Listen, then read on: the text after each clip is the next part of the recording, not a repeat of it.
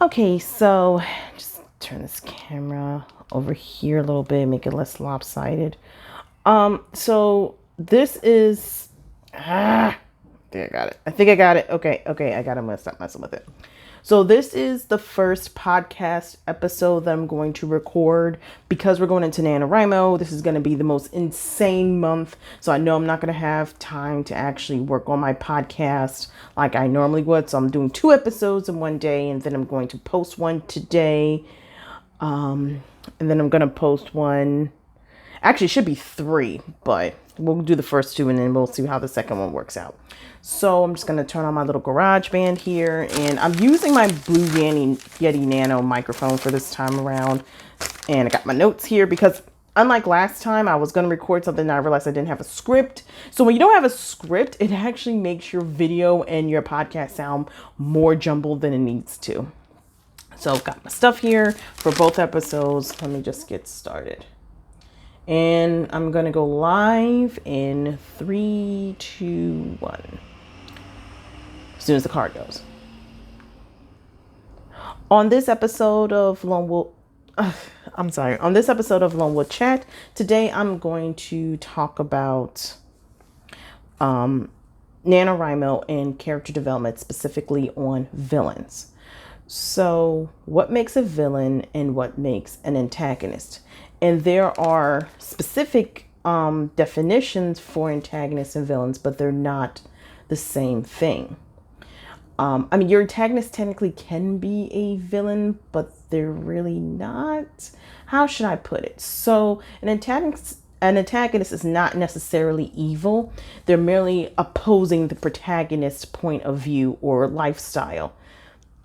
And it doesn't mean they're 100% evil. It just means it's almost like if you've ever watched a Asian drama, and there's always certain tropes in romantic comedy Asian dramas. You'll have the one person set up as the protagonist, you'll have the main guy, and then you'll have the girl or the guy who was the love interest, either childhood friend or they've known each other for years. And as soon as the main guy or girl starts dating love interest, they realize they either have feelings for them. That's usually a standard trope. And then you go to second male lead syndrome, who's in love with the protagonist, and then you'll have all these type of hijinks. Another example of a antagonist is, to be honest, is Draco Malfoy. The easiest one for me to pick is Draco Malfoy from Harry Potter. Yes, he may come off as a villain, especially in the final books, but technically he is an antagonist for Harry because he is sort of like Harry. Yes, Draco both has his parents. Yes, he believes in some of the racist things his parents say. However, he's rich like Harry. He could be very almost as powerful as Harry. There's actually similarities to Harry, but Draco takes things to a different polar opposite of what Harry is. And I keep feeling like my video is going to be lopsided, but oh well, there's nothing I can do at this point. Now, a villain usually has the person who has the most negative effect on all the characters involved, not just the antagonist. This person is just straight evil. Like they do things just to be evil. They don't care about the consequences. They have a role. They will still kill and betray and work against the common good. They repress, they tyrannize. They're just meant to be the bounce against the good. And with that, when you're writing your book, you have to know the difference between an antagonist and a villain, because you don't want them to go into the mustache twirling realm of evil, and you don't want them to be I think it pretty much depends on the genre you're working on. That's probably the best way to say it. And my microphone on my lapel is driving me crazy. Just move it over here. While I'm doing that, I have some examples working on antagonists. Actually, let me go by villains first. With the most boring villain I've seen so far, and I know I'm probably cheating by saying this, I've been watching a series called Ruby, which is spelled sorry, R as in Robert, W as in Wally, B as in Barry, Y as in Yo-Yo. And the main villain in the entire series is Salem. Her whole backstory, and if you haven't watched volume 6, I'm probably spoiling it, so you can skip over this portion of the video or the portion of the podcast if you want to go back and watch the series. But to make a long story short, her backstory is she was a girl locked in the tower. She was a very, very powerful magic user by her father, a man named I was gonna call him Ozpin. I might as well just call him Ozpin because that's what we call him now. But he was called his name was different, but he becomes Ozpin. But he saves her. They perform a romance, and this trope is so overplayed, it's ridiculous. But to make a long story short, he dies from an illness. There's two brothers who are the gods of the of that planet. She goes to the god of light and tells him, "Can you please bring my lover back? I miss him." And the guy says, "Well, I'm sorry, but if I bring him back, it will disturb the balance of the universe." So she gets angry and goes to the brother of darkness, and the brother of darkness brings him back. But then the two brothers start fighting because the brother of light, the brother of darkness can bring back anything he wants to because he's supposed to be the dark side of humanity. However, in doing so, it caused a rift between the two brothers. And give me one. Let me just fix my video here.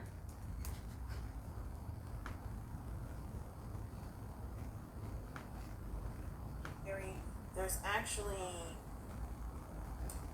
similarities to Harry, but his parents. Yes, he believes in some of the racist things his parents say. However,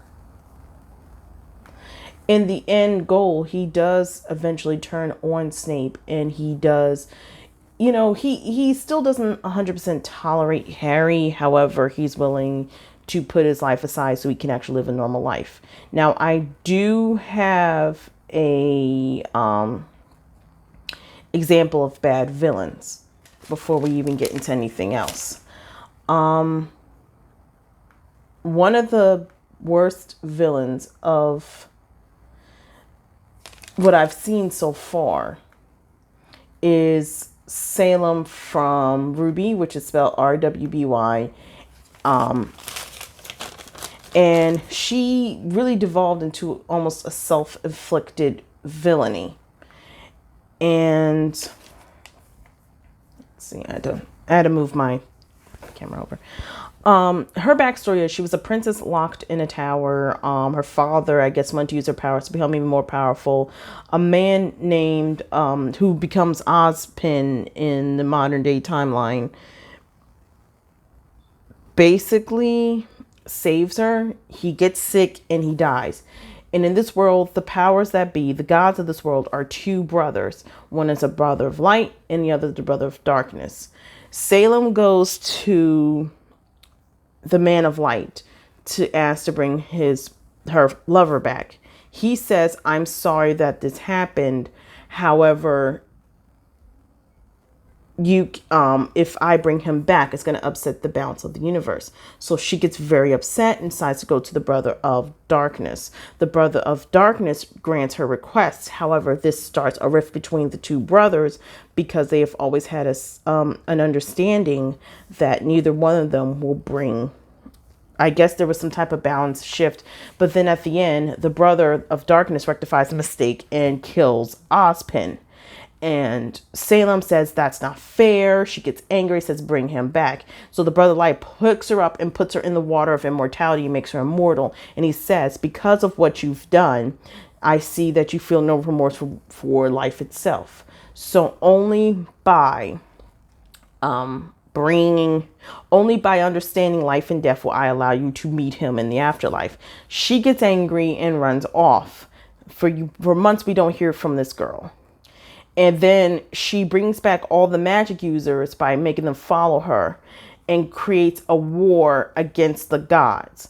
The brother of darkness gets very angry because he created magic for humanity to use, which was an experiment, by the way.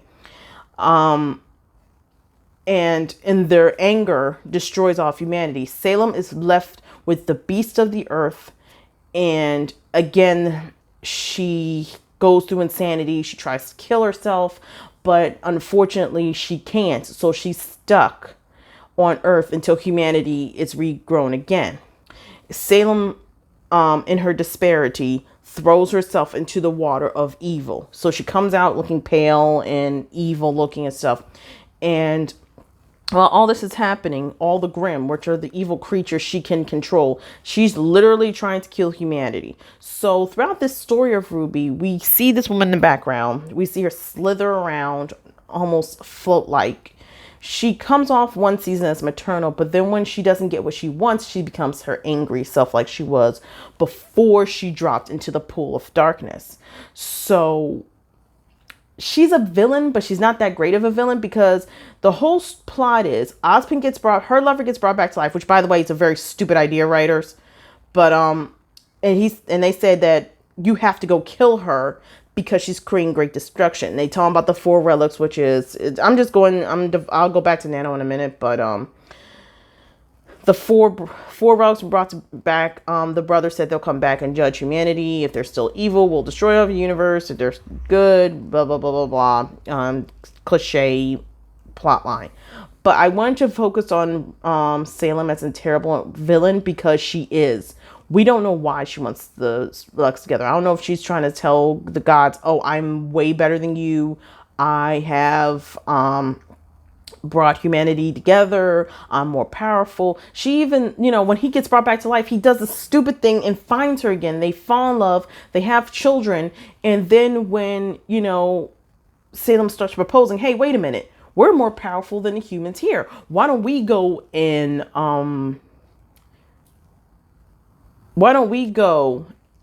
rule humanity in the gods' places, because we're pretty much like them.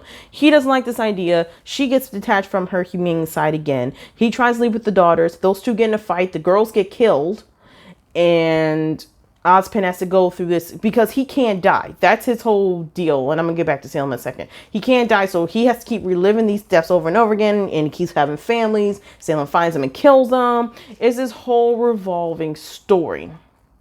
And Salem's deal is to kill Ozpin, take all the power of the maidens, get all the relics. And it's like her, and I think this is a writer's problem. We don't know what her end game is. And that's the problem with this particular villain. I don't know what her end game is. How are we supposed to get behind a villain? How are we supposed to hate this villain if we don't know what her end game is? We don't really get much glimpse of her. She's finally starting to unleash her powers, but we don't really get anything except we know that she's going to go after a kingdom, make that fall and get 2 relics and hopefully bring back humanity and also catch Ruby. But that's it. Like, that's her whole deal. Like, we don't know much about her. And the fact that it's been 6 seasons that we just started scratching the surface of this character, but she's supposed to be big baddie, it's terrible. You don't want your villain like that, because it's more of a yawn material. We don't know anything that really motivates her to do this. We know now her hubris and how she pretty much said F you to the gods, and now she pretty much sends Grimm against the humans. But there's no indication in her backstory that she even hated humanity. She just hated the gods. And it just kind of devolved from there. So we don't know if she's a sociopath. She's never even shown her sociopathic side to this. So that's one example of a terrible, boring villain. And then we got another villain of a story. We just recently finished the anime Naruto, and the main character Kaguya just came out. She's pretty much the goddess who created the chakra. She's the one who created the jutsus and all the stuff. And the fact of the matter is, she manipulated one of her grandsons into destroying a whole clan of people, manipulating someone's brother in the same clan, and destroyed a whole village of people and created the tail beast war and everything so she can come back to life. And the fact that we have, I believe it was Madara Uchiha, I believe was the one. There were so many Uchihas in the series, I couldn't even really wrap my brain around them. I kind of lost interest. I just wanted the series to end at this point. But the fact of the matter is, we got Madara up here. And he gets defeated. And you're like, oh yeah, great. Cool, we could finally end the story. And then it's like this big woman comes up from a tree or whatever from the moon. You're like, oh, nope, nope, nope. We still got one more villain to fight. And you're like, son of a whore, are you serious right now? And she just like, she's OP'd. And I mean, she's overpowered to the point where she's just plain boring as a villain. And I would normally put her as an antagonist, but she's not an antagonist. She's a villain, and she's the most boring villain I've ever seen. One of the most. And the reason for that is we got her backstory that she created her sons, and then she has sons, and then they create chakras, and then there's a rivalry. But it was too much. It was way too much to hear about Kaguya. I was fine with the Uchiha clan, and they defeat the last Uchiha, and Naruto and Sasuke can have their final battle, and they can get over, and Sasuke can get over himself, and we can go to Boruto, which is the newest series. But this was just, it was so boring. And what I mean by OP means overpowered. When you have an overpowered villain who just comes out of nowhere and go, "Mwahaha, I'm evil. I am your true last god. I've manipulated all of you into events that will permanently ruin your lives." And you kind of go, what the F is this? Who are you? Where have you been the entire time? Like, with Naruto's case, I will say this. Kaguya got explained, and so did how the chakras came, the tail beast came. But the problem is, it came so late. I was like, who are you? I forgot you even existed. That was my problem with her character. And that's the problem I have with these boring villains. It's sort of like the Chekhov's gun thing. You make this person a villain, and then you completely forget to talk about her. I mean, Boruto, we talk about her now because, just to bring them, hey, this person still kind of exists. So, yeah, we're going to make sure that you know about her so we can be prepared in case she comes back. But with Naruto, it was like, who are you again? I don't know who you are. And then, they told us who she is, but it was like, you came out of left field with this. That's how it felt. There was no development for a villain. A villain needs to be fleshed out. You can't just go, oh yeah, well, this is really the villain. Forget this person over here who's done all the work. No, this person is forget this person who you've fought with for 20 different chapters. No, this person here, this person's the true villain, because she actually holds all the cards and she was just being manipulated by her. No. That's not how you write a story. Now, there's also bad antagonists, and with antagonists, they're usually, the most recent bad antagonist I've seen so far is Chloe Bourgeois from Miraculous Ladybug. And I know I'm using TV shows right now, and it's because I have to get back on my book grind. Been a little off the game lately with work and other things, but the worst antagonist I've seen so far is Chloe Bourgeois. And it's not like she's bad on purpose. She's bad because the writers made her annoying more than anything else. Chloe Bourgeois is supposed to be the rival for Marinette for their affection with a guy named Adrian. The problem with her character is she stirs up these really, really stupid one-liners. She antagonizes people, and yes, we know that she's supposed to antagonize Marinette and the rest of the class, but she takes it so far that you try to figure out, wait a minute, how has this girl not been expelled? There's blatant episodes where this girl has set up one of the characters I love for some type of, she stole my bracelet or something like that. And you see them blame her for this. And the girl's like, well, I didn't do it. Here's all the evidence. And the princess wants to let her go. Like, well, how about I call my dad and my dad will do everything for her. I'm sitting there going, chick. And I'm looking at the principal like, they're like, okay, there's no need to bring your dad in this because the dad's the mayor of the city or whatever. And I'm going, okay, I know this is France and I'm guessing culture is a little different, but you're a terrible antagonist. You're rivaling Marinette, but you're just annoying. You don't do anything to further Marinette's character development.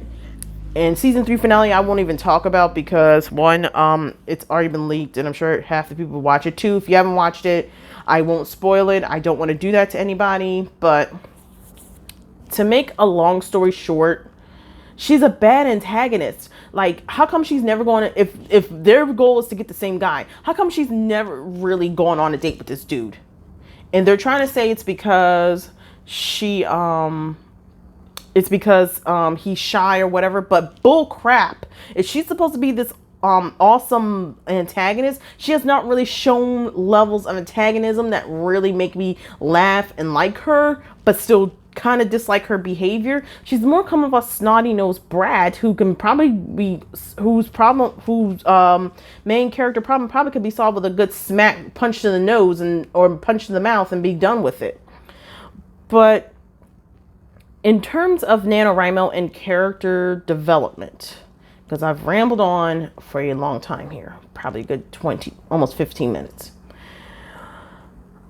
I know that with first drafts, they're not supposed to be that good, but if we're all going to be plotting NaNoWriMo drafts, the least we can do is figure out what our antagonist / villain's deal is. In my story, I have a villain and I have an antagonist, and I've clearly defined the two. I don't really want to get into my story because one, hasn't even been written yet. And secondly, I don't want to, how do I put, cross any lines I want to say with the story. Or, because, first of all, the plot's already in progress. The outline's in progress. It's not 100% finished. I mean, I did a video where I did finish it, but I'm going over and retweaking the outline, so I don't want to really give anything away. But if you're going to do a villain and you're going to do an antagonist, I think there needs to be a distinction between the two. Now, yes, I've seen where a villain can be an antagonist at the same time.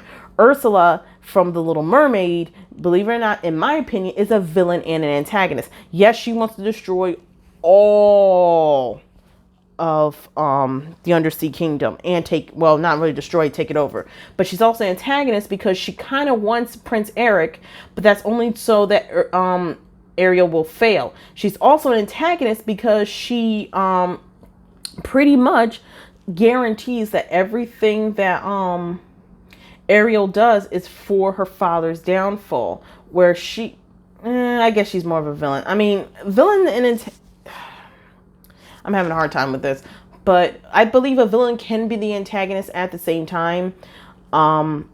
It'd be a hard line to follow, but I mean, look at Death Note, not the Netflix, the anime and the manga series.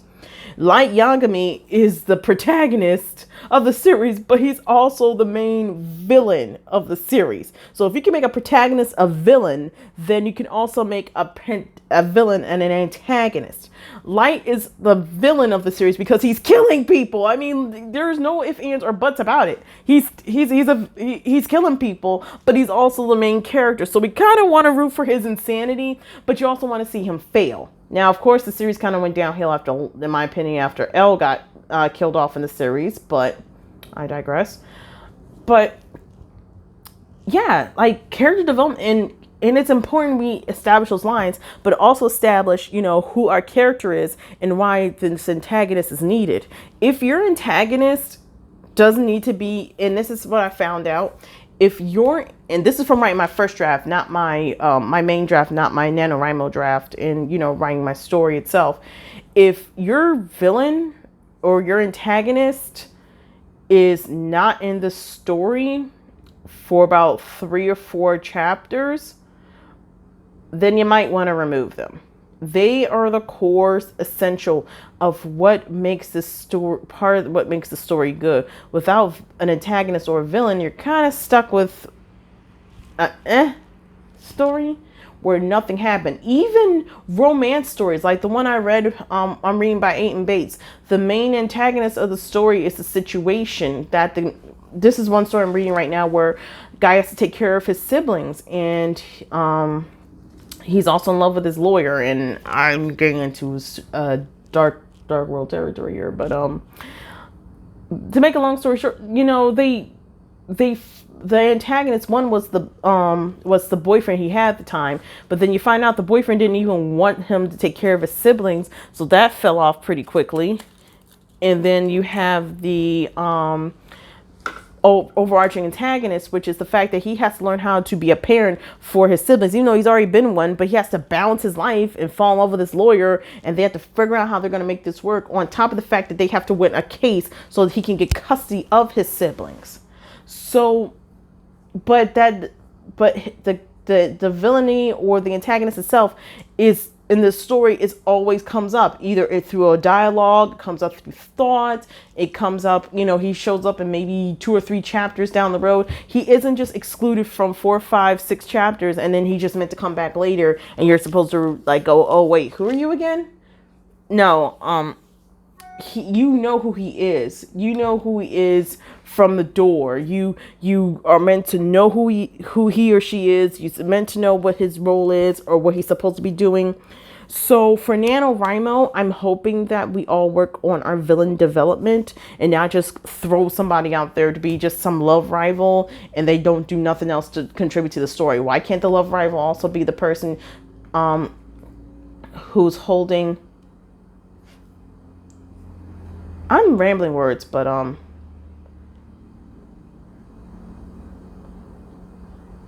the whole point of the story is making sure that your character,